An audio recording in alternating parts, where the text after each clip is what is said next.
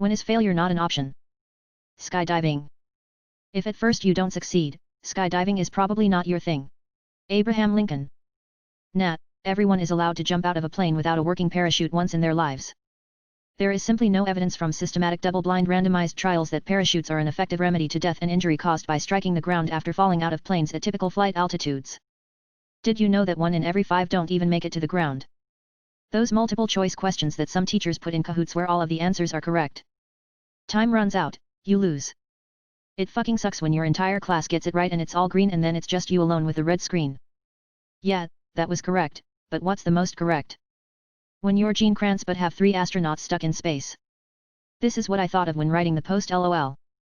When you're Gene Kranz's wife making his vest. A personal story, I had just started a new IT job back in 2017, working for my boss from a previous job. The CEO/owner of that company owned several other small businesses that I didn't work for. On my way home one day my boss calls me King Cobra. The CEO's biggest company just got hit by ransomware and he needs your help. I'm on a plane to Phoenix, AZ the next morning. I find out that every server, even backups, had been encrypted. If I didn't succeed, hundreds of people would lose their jobs and the company would fold. Failure was not an option. Long story short, it took 3 days, gallons of coffee and Red Bull, to get everything up and running. After that, the CEO asked me to join that company as their lead IT person and I accepted. Yeah, you totally planted the encryption for company clout. Cool. That's awesome. Congrats. Dang, that sounds like movie crap. So every server and all backups are encrypted. How exactly did you recover it? Wait for the feds to dig up the encryption key. Interested in hearing more of this tale? Edit. Ahahaha, read further and found you paid the ransom. So what exactly was it in this story in which failure was not an option? Whoa, congratulations. Wait, was this the Wanakeri ransomware? Why am I getting a Mr. Robot reference XD? I was backpacking in Alaska. I was being careless and had gotten turned around and lost the trail. Not a huge deal, I'm pretty good at orienteering and I had a pretty good handle on where I was. Had plenty of food and water was everywhere. I decided to freak the fuck out though before I sat down and rationally thought that out. The world is a big place when you're all alone in the wilderness. Once I calmed down I came to the decision that I had no choice but to get my shit together and keep going or die. Worked out which way I needed to travel to hit some roads and started out. Took a couple days and working through a bunch of self-doubt, but I eventually found a road and made my way to civilization. Wow, that's amazing and kinda scary at the same time. Glad you found your way out of there eventually and can tell an awesome story. How long before you could grab a hitch? Where were you, out of curiosity? That's scary and awesome AF. I think a lot of people underestimate the vast size of Alaska. Glad you kept your wits and made it out alive. Oh man, you reminded me of my oh shit moment. Was learning to fly a plane and got my solo license, which is just basically I have 20 hours experience in a plane and my instructor, some random guy I paid $8/hour to teach me, watched me do a few touch and goes and he wrote in my logbook okay to solo. So I booked time in a Cessna 172. I drive to the airport, huge windstorm. I would later find out it was one of the biggest windstorms in like a decade. Technically I'm not supposed to fly in 5 knots crosswind, but I'm a young stupid person like Marty McFly who does stupid things because he is worried about being called a chicken. So I taxi out and take off. Holy motherfucking god. I was getting tossed around like my plane was made of paper. I was full ailerons several times just to keep it level. I was beyond panicked. But the thing about flying is, no one can help you. I could get on the radio and say Mayday, but what are they going to do? So I used up probably my next 10 years of stored up focus to get my shit together and land the plane. Managed to get it down with an okay landing. Probably 10% me and 90% luck. I decided flying is not for me. Never flown since. That was 25 years ago. Attempted murder. If you shoot the king, you better kill him. Landing a plane. A good landing is one that you can walk away from. A great landing is one where they can reuse the plane afterwards. If you define success as the plane at some point ending up on the ground, every plane ever has landed successfully. Takeoffs are optional, landings are mandatory. When typing sentences on Reddit. One typo and you're dead. You skipped the last period like a high school senior who's done with it all. OT, thank God. I wish this were true. Witness all the front page posts that have typos and tens of thousands of upvotes. I swear, it is as if the typo makes more people notice the post and then upvote in spite of it. Don't forget the disclaimer covering every possible way anyone could take whatever you have to say. Haha. How you gonna be putting a period after a relative clause acting like it is a complete sentence? There are rules, dude. Your asterisk. I was diagnosed with cancer back in 2018, decided that I'd fight it tooth and nail with everything I had. That didn't last very long. Man, it was tiring. I gave it my all every single day, and eventually I just got so exhausted of it that I decided I was just gonna stop. It was so emotionally, physically, and mentally tiring, so I snapped and decided that I was just gonna stop trying. It wasn't a suicidal kind of thing, I didn't want to die, but I wanted to just stop. Stop moving, stop caring, stop everything. Well, despite that, stuff kept going. Life kept on proceeding as normal. Treatment still persisted. The people around me still kept living their lives. The hospitals kept working, the children still went to Disneyland, adults kept going to work every day, the world just kept on spinning. Time kept moving forward and giving up wasn't going to stop that. That's when it really hit me that this wasn't something I could just quit. Even if I wanted to, giving up wouldn't make a single difference in how I felt, and it certainly wasn't going to find me peace. It was actually surprisingly comforting. Knowing that even when I hit my very lowest points, life would keep on pushing me forward, and I'd still be making some sort of progress. I learned that day not to push through my chemotherapy with everything I had, but to instead spend my time relaxing and enjoying what I had around me. I made friends with the nurses, went on frequent walks, and valued the fact that I still had my life, cause I might not have been able to keep it for long. I accepted my reality for what it was and focused my energy on improving it in small ways. I finished treatment later that year, and even though I have terrible days, I've never considered failure an option. I can't give up just as much as gravity simply can't cease working, or the Earth simply can't cease orbiting the Sunday. It is just not on the menu. When giving up no longer becomes an option, you start immediately thinking of other ways to press forward. You start making new plans to keep going through life. You just do. It is like magic. So to answer the question, failure, giving up is not an option for life, for me. Congrats to you. I hope you are well. I have a long ass quote I think you'll appreciate. She told herself that she could endure. When all was well, you assumed that to suffer such a staggering blow would break you, but when such ills actually befell you, you somehow persevered. You didn't survive to prove something to anyone, you didn't press on simply because you wished to, and you didn't endure because of what the preacher in church said. You survive because deep inside everyone has the simple indefatigable need to press on, whatever the costs. And even if so much was stripped away that you no longer recognized yourself, the thing left was the part of you that you never understood, that you always underestimated, that you were always afraid to look at. You were afraid you'd need it one day and it would not be there for you, but in fact was the only thing that could not be taken away. Heavy black heart. What YouTube channel did you unsubscribe from after being subscribed to them for a long time? What is it that made you unsubscribe after so long? Epic Mealtime. Got annoying real quick. Don't want more bacon? Epic Mealtime is still around? Damn. It was never the same after Muscle's glasses left. EMT was great growing up until they started doing the do-it-at-home stuff. The giant stuffed pig was probably the last one I really watched, however their debut, the fast food pizza, was actually awesome. BuzzFeed is the one that pops to mind. Years ago their quirky videos were easy to watch and mildly funny, nowadays their videos are annoying and reachy with little comedic or educational value. I have to confess, during middle school, I was obsessed with their videos of people trying food from different countries. After the Try Guys left to start their own business, it was pointless. Other than Unsolved. I do love Ryan and Shane. Yeah, BuzzFeed sucks now. I'd still recommend BuzzFeed Unsolved, they're still making great videos. In the same vein, I really liked the Ladylike series until Safiya left. I'm so glad she's continued with her own account. That React channel. Unsubbed after they tried to copyright React. Unsubscribed when I realized I only enjoyed the YouTubers React. I cared about the YouTubers and not the React content. Eugenia Cooney. I just can't watch her crash and burn with her health. It is so sad. I followed her on Twitter. If you are easily upset by stuff like that, don't. Hundreds of people are so worried for her and she often calls them haters and says everyone is against her in response as well. I only found out about her from the Shane Dawson vid.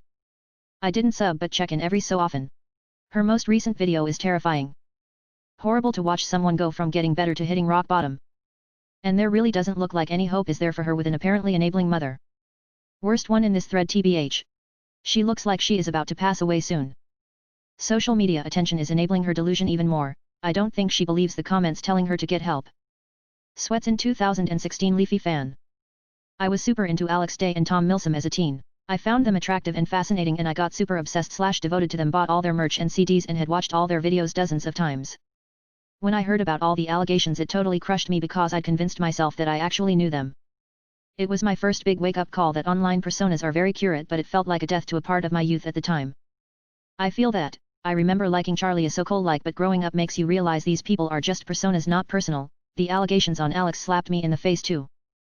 Smosh, most of their things became old immo, and I was disappointed when Anthony left. I've actually gotten back into Smosh a tiny bit thanks to the Try Not to Laugh series. Some of the bits can be kinda cringy, but I do find that series to be pretty damn funny, especially when they have Gus Johnson on. Smosh was the she-idiot in middle school and early high school. I honestly think it just went downhill because they matured and stopped being tapped into that boyish humor. Or at least stopped having fresh takes on it, I guess. Those react videos were fun to watch, then they had to go and get all greedy and whatnot. Their trademark fiasco was the deal breaker for me as well. I think they genuinely just ran out of interesting things to react to too. And then it came out that one of the Fine brothers was part of the whole creepy pedophile puppet videos with Shane Dawson. The Fine brothers. They got greedy hard. Everyone unsubscribed hard. Me too. They tried to claim all react videos, but then backed down. Then, they completely removed that. Matthias, his content went from original, fun and engaging and something he clearly worked hard on, to literal clickbait unboxing videos. That and his attitude became very corporate and cold, especially regarding how he sees his fans. It is very much I am the creator and you are my audience, nothing more. Stay away from me. End number X200B, that and calling anyone who uses adblock to watch his videos thieves. He also has basically started just collecting channels. I liked when his channel was Matthias and he also had the Matt Anda channel. Haven't watched since they moved into the office and changed the overall vlog channel to Battle Universe. So, years. Man, I used to love his skits with Jowl Thief and his vlogs with Amanda, but ever since they moved to doing Team Edge Stiff and literally turned his channel into unboxing videos, that was kind of the end for me. The creator/audience thing I kind of get. I have friends that are mid-sized content creators, they make a living off of it, and sometimes people who follow them can be very suffocating, and don't really take hints well, and don't understand boundaries. I've been there a couple times when they've been recognized, and I can see the kind of stuff that people say at them on Twitter, and I know I'd never be able to handle all that kind of shit. Superwoman Lily Singh, her content it just went down cause it was not funny and just so forced. Or maybe my humor just changed, but either way it is so bad. Yes, that's true. I think it is both tbh. Our humor has changed, a lot. But her video quality isn't that great as well. OMG, finally scrolled down enough to see her. I looked up to her as a child, but most probably because she got other projects other than YouTube, that's why her content went down. Saw her in the movie Bad Moms Don't Hate Her though, times just change. For me it was Dan Plan after Steven left.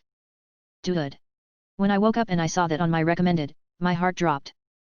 I kept thinking for months it was a prank, but it wasn't. Pensive face.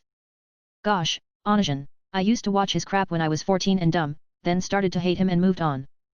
Thing is, I forgot to unsubscribe and only did it some 2 years ago. It feels very disgusting to have been subbed to his channel for so long. The man is absolute human garbage and I wish I had unsubbed earlier. Yes, I was the same. I used to think when he did his cutter rants and stuff he was speaking to me and he was making sense. Looking back I realized it was just my dumb teeny bopper crush on him. Thank God that didn't last long. Had to unsubscribe from Cryaotic recently after hearing how he groomed minors. Used to watch his videos all the time through middle and high school with my best friend, and even now into college for comfort, and realized he posted a video for the first time in months. It was super vague and rambly, where he didn't actually address anything. Looked into it a bit further and found out there's a ton of women who were groomed by him as teens. Can't watch any of his videos anymore without thinking of how horribly he treated them. Oh wow, I had no idea about Cry, what a dirtbag. I used to watch his videos religiously when I was a teen. I'm glad everything about him was brought to light. I think he ended up having a mental breakdown on a live stream and admitted to everything in full. Dude used to be my favorite back in the day, and I only found out about all that because I went back to start watching him again since his style of video was never really cringy or annoying. It was genuinely upsetting to see, but I'm glad it all came out. I hope he never finds success on YouTube again, but also gets the mental health help he needs before he hurts other people. Zola, Tanya Burr, Ingrid Nilsson, and the like. I got sick of all the look at how much money I can spend, this $50 lipstick is great, use my code for 10% off bullshit when their entire demographic was teenagers who couldn't afford anything except drugstore makeup. And then they'd be like, oh no, I have anxiety so I'm relatable. Guys, I totally understand how you feel, like nah sorry. Same, I unsubbed a few years ago to Zola, Tanya, Jim, Joe Sugg, Alfie, Marcus Butler, Casper, etc. Because they stopped appealing to me as I got older, and it is also mind-blowing to see what happened to them, like Marcus changed a lot, Jim and Tanya got divorced, everyone kinda stopped posting videos, it is kinda sad actually. Zola is so fucking uninteresting, it amazes me she ever succeeded. Age 3. It is no longer comedy but just drama and whining. Ethan from 5 years ago would totally make an episode about Ethan today being another YouTube douchebag. Also maybe it's just me, but Ethan will spend months ripping people and then turn around and have them on the podcast and treat them as if they've been friends for years. Maybe it's just good business, but it comes off really two-faced. Happy face, I hate to admit it, but this is so true. All they talk about now is drama and how Ethan wipes.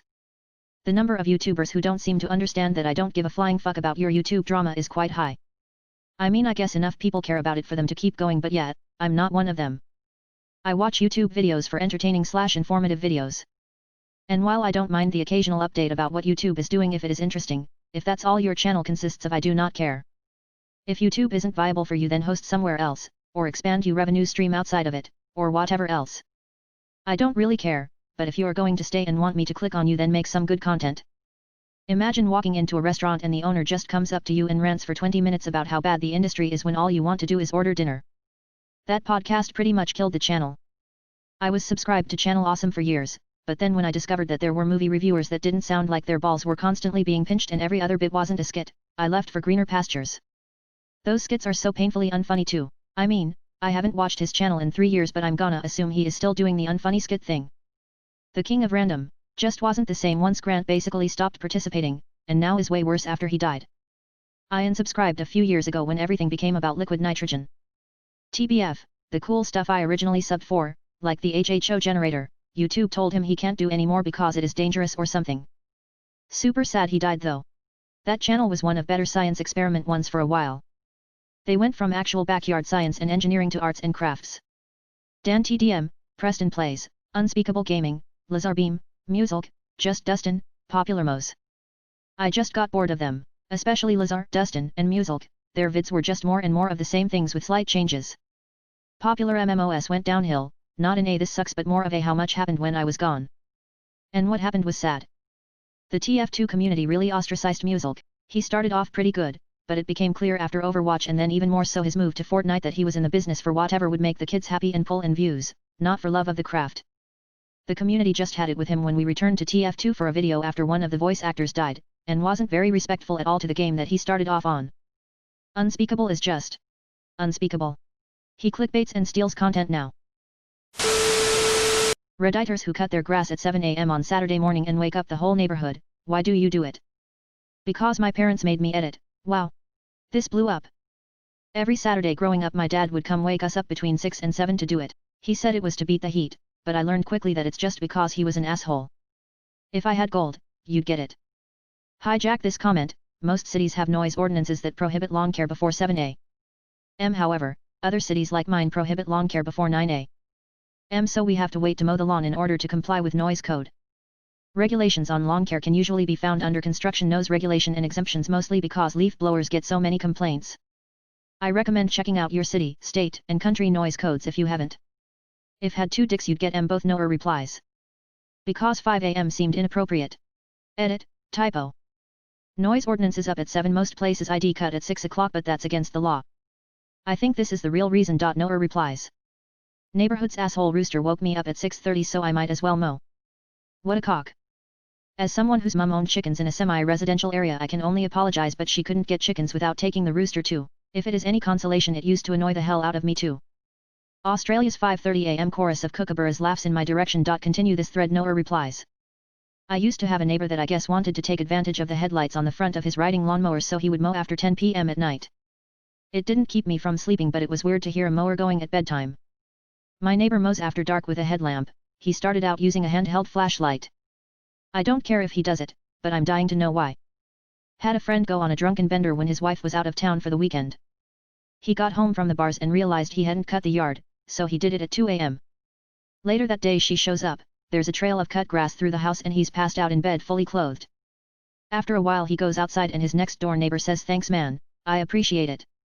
But could you not do it at 2 am? My buddy looks down and there's only a semi-straight line of his yard mowed from his garage to his neighbor's yard, and the neighbor's yard is perfectly cut. I have a neighbor who does this now, he even leaf blows too. It's weird. One night he was mowing in the dark and pouring rain lol. I think he's just crazy. Well considering that is dark at 4 p.m. here, headlights are a good idea. Mowing at night is the best. Low temperature and dry grass. In the early morning everything is too damp and gets clumped up. You should definitely mow about an hour or so after sunset. I did that once. And boy were there some vocal neighbors about that shit. I work 24 shifts, so when I come home I want to go to sleep. When I wake up sometimes it's 9 p.m, I needed to get the yard cleaned up and the bags out for pickup for the leaf people. So I was doing the yard around 10:30 p.m. in the summer. It upset a lot of people, but when I am sleeping at 6 a.m, 9 a.m, 12 p.m, that weed eater disturbs the shit out of me. No one cares about us day sleepers. My dad got super stoned years ago and did some weed whacking at 3 a.m. My mom was not amused and continued to ask him what he was doing. I distinctly remember my neighbor across the street mowing his lawn during the solar eclipse a few years back. You know how birds and insects supposedly go quiet during these things? We still don't know if that's true. We were trying to figure out why the dude couldn't give it literally 2 minutes of rest. Damn it, Mike. Look up. Dude's future wasn't written in the stars. They go quiet except the ones that make noise at night. Frogs and crickets revved up their engines for those few minutes. Did you notice the entire sky just kinda went dim, Mike? How else am I supposed to get my white New Balance shoes dyed green? This guy dad's. There it is. I know I'm full dad because I have New Balance shoes in 3 stages at the moment. Oldest ones I use to mow with and do yard work. The middle-aged ones for running errands. Just got a new pair the other day. Haven't worn them yet because it's been rainy. Wait. I have a 4th pair that I use for when I do a 5K. Love those shoes. 608,409,636, Nike Air Monarch. I have a pair of shoes specifically for mowing the lawn. Normally they're an old pair of running shoes. This time I got some at a thrift store, because my old ones weren't old enough to ruin with grass stains. I love my white shoes, I love my white shoes. I love my white shoes, I love my white shoes. I love my white shoes, I love my white shoes / parent of a toddler. Because I live in South Texas and I don't want to die. I was about to say living in South Louisiana, either cut the grass at 7 a.m. while it is still 80 ish, maybe sub 80, or do it in the evening and be covered in the wet warm blanket that is Louisiana humidity. I've contemplated not cutting grass in shorts BC of the humidity, then I remember that it is still 90+ degrees and I'll die if I do that LMAO. You have grass. Came here to say the same. My dad would get up at the ass crack of dawn to mow in the summer so he didn't die of heat stroke 2 hours later. Understandable, have a nice day. I live in North Texas, and this is still the case. I read this and thought, why would you get shot for mowing your grass at a reasonable time? Then realized you meant the heat. Because I live in South Alabama and don't want to die. Okay, yeah. That is totally acceptable. MacLeod TX here. I am surprised you have grass. But yeah, the sun hates us and I struggle to understand who decided people should live here. Good ol' Corpus Christi humidity. Like and subscribe for more Reddit content. Watch the next video at the top of your screen.